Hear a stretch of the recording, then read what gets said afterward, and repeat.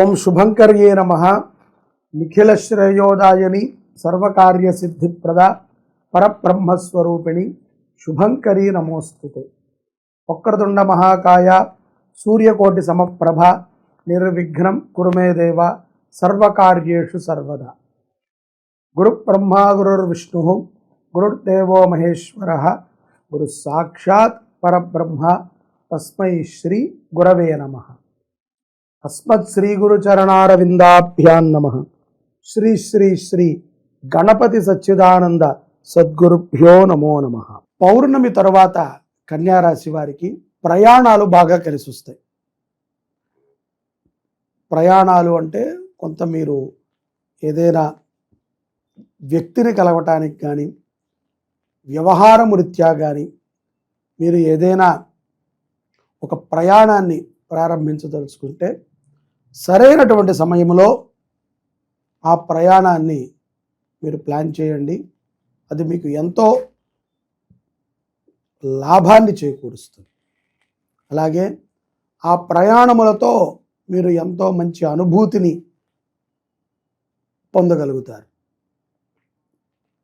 ఉద్యోగస్తులు కూడా మీ యొక్క ఉద్యోగము రీత్యా ఏదైనా దూర ప్రయాణాలకు వెళ్ళి ఇంటర్వ్యూకి కానీ లేకపోతే ఆఫీసుకు సంబంధించినటువంటి చర్చల గురించి వెళ్ళినప్పుడు కానీ లేకపోతే ఏదైనా మీటింగ్స్కి వెళ్ళినప్పుడు కానీ ఇవన్నీ కూడా మీకు ఆనుకూలమైనటువంటి సమయంగా ప్రథమార్థములో గోచరిస్తుంది.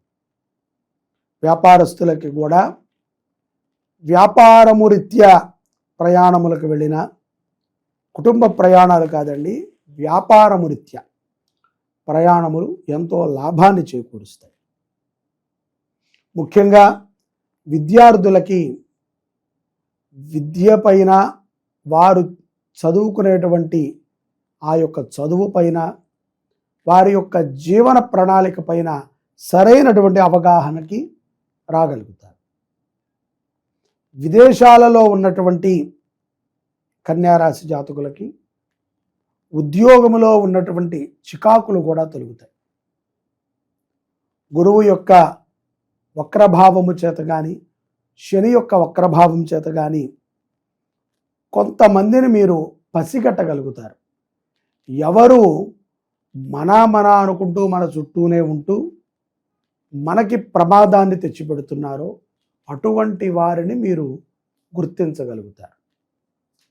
ముఖ్యంగా ఆర్థికముగా కొంత నిలదొక్కునేటువంటి సమయము ఈ యొక్క ఆగస్టు మాసము కన్యారాశి వారికి.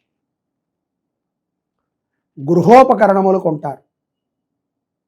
భార్యాభర్తల మధ్య సయోధ్య ఏర్పడుతుంది. అన్యోన్య దాంపత్యములో మీకు కొన్ని ప్రశంసలు కూడా లభిస్తాయి. తల్లిదండ్రుల చేత కానీ అత్తమామల చేత కానీ పొగడ్తలని కన్యారాశి జాతకులు వింటారు. నూతనముగా వివాహమైనటువంటి కన్యారాశి జాతకులకి ద్వితీయార్థములో సంతానపరమైనటువంటి లాభాలు కూడా ఉంటాయి. అలాగే పౌర్ణమి తరువాత కన్యారాశి వారికి శరీరములో ఉన్నటువంటి కొన్ని అనారోగ్యములు తొలగి దీర్ఘకాలిక సమస్యల నుంచి బయటపడతారు. మంచి ఆహారాన్ని తీసుకోండి, చక్కగా ప్రాణాయామం చేయండి, ప్రశాంతంగా ఉండండి. ఒత్తిడిని తీసుకోవద్దు. అది కుదరదండి, ఉద్యోగం రీత్యా లేకపోతే వ్యాపారం రీత్యా ఒత్తిడి విపరీతంగా ఉంటుంది అంటే ప్రాణాయామం బాగా చేయండి. ప్రతిరోజు ఒక 5 నుంచి 10 నిమిషాల పాటు సమయాన్ని కేటాయించి ప్రాణాయామం చేయండి. తద్వారా ఎన్నో సమస్యలకి పరిష్కారం లభిస్తుంది. ప్రాణాయామము ఇంద్రియాలను శుద్ధి చేస్తుంది. ముఖ్యంగా బుద్ధిని శుద్ధి చేస్తుంది.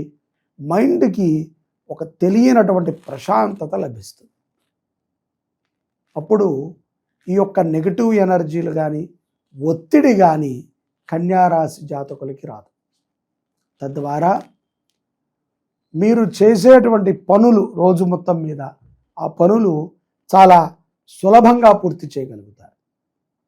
ప్రయాణము చేసేటప్పుడు హనుమాన్ చాలీసాని బాగా వినండి.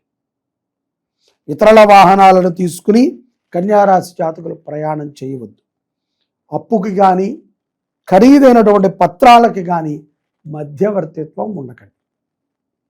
కన్యారాశి జాతకులు గోవుని దత్తత తీసుకుని పోషించడం ద్వారా మీ జీవితంలో అపారమైనటువంటి మార్పుని చూస్తారు. గో సంరక్షణ మీకు ఎంతగానో మిమ్మల్ని అభివృద్ధి చేస్తుంది.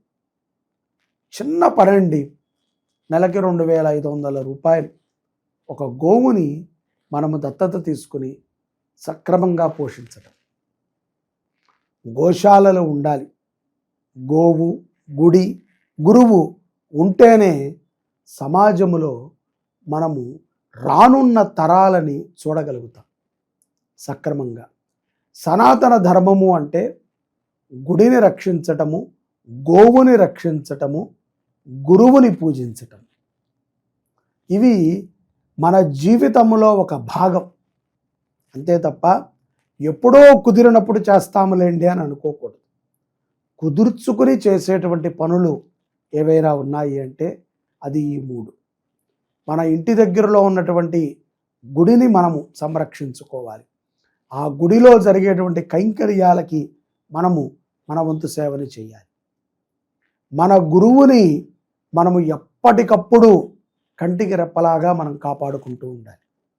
గురువు మనని సదా కాపాడుతూ ఉంటారు. నువ్వు సంవత్సరంలో ఒకసారి కనబడ్డా ఎలా ఉన్నావు అని అడుగుతారు. కానీ ఎప్పుడైనా ఒకసారి మనం తాహసపడ్డప్పుడు గురువుగారు మీరు బాగున్నారా అని చెప్పి ఒక పండో ఫలమో ఇస్తే ఎంతో సంతృప్తి చెందుతారు. అలాగే గోవు నిరంతరము కూడా గోవుని మనం రక్షించుకోవాలి. గోవు రక్షణ ఉంటేనే దేశము బాగుంటుంది. దేశం బాగుంటే ఆ దేశములో ఉన్న మనం బాగుంటాం. కాబట్టి గో సంరక్షణ అనేటువంటిది చాలా ప్రధానం. ఈ యొక్క కన్యారాశి జాతకులు తప్పనిసరిగా గోవుని సంరక్షణ చేసుకోవాలి, గురువుని పూజించాలి, గుడులని అభివృద్ధి చేయాలి. ఇది ఈ 3 సేవలని వీరు చేయటం ద్వారా మరింత విశేషమైనటువంటి అనుగ్రహాన్ని అక్టోబర్ మాసంలో పొందగలుగుతారు. ప్రయాణాల ద్వారా ఎంతగానో కలిసి వస్తుంది. ప్రయాణాల నుంచి ఎన్నో లాభాలని పొందగలుగుతారు. ప్రయాణాల నుంచి ఎన్నో అనుభవాలు కూడా మీకు అవుతాయి. అలాగే ఉద్యోగము లేనటువంటి కన్యారాశి జాతకులకి ఒక మంచి సూచన. మీరు చిన్నపాటి ఉద్యోగం దొరికినా సరే ఈ మాసంలో జాయిన్ అయ్యి చేస్తూ ఉండండి. అతి త్వరలో మంచి మార్పుని చవి చూస్తారు. అలాగే ఎంతో అభివృద్ధిని చూస్తారు. కన్నతల్లి ఆరోగ్య విషయంలో కూడా ఒక మంచి నిర్ణయాన్ని తీసుకుంటారు. తప్పనిసరిగా మన బాధ్యతగా మనం చేసేటువంటివి చేస్తూ ఉంటే గోచారము ఎంత కఠినముగా ఉన్నప్పటికీ చాలా సులభంగా తప్పిపోతుంది. మన బాధ్యతని మనము చేయకుండా, మనము బాధ్యతగా లేకుండా కష్టం వచ్చినప్పుడే పరమాత్మని స్మరిస్తాము, అవసరం ఉంటేనే గుడికి వెళతాము, అనుకుంటేనే గోవుకి ఆహారం పెడతాము అనుకుంటే ఏదీ మనము సాధించలేము. ప్రేమ వాత్సల్యముతో గురుభక్తితో కలిగి ఉండండి. సకల విజయాలు కూడా కన్యారాశి వారికి వరిస్తాయి. సర్వే జనాః సుఖినో భవంతు. శ్రీ శుభంకర్యై నమః.